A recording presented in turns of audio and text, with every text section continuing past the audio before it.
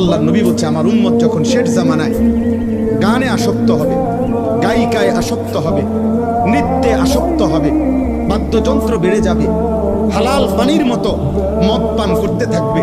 আল্লাহ রাসূল সাল্লাল্লাহু আলাইহি ওয়াসাল্লাম বলেছেন ইজা যাহারাতিল কাইনাত ওয়াল মাআজিফ ওয়াস্তাহাল্লাতিল খামরা, আল্লাহ নবী বলেন আমার উম্মতকে তখন মাটিতে ধসিয়ে দেওয়া হবে, পাথরের বৃষ্টি বর্ষণ করা হবে, চেহারা বিকৃত করে।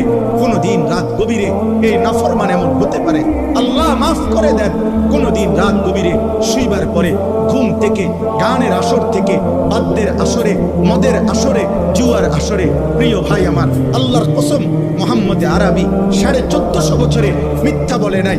এই পাপের শাস্তি হিসাবে নবী বলছে চেহারা কোনদিন অচিরেই শেষ জামানায় আমার উম্মতের চেহারা এই গান, বাদ্য, মদ, নেশা, জুয়ার আসক্ত ব্যক্তির চেহারা মানুষের সুরত বদলিয়ে পশু জানোয়ারের আকৃতি হয়ে যাবে।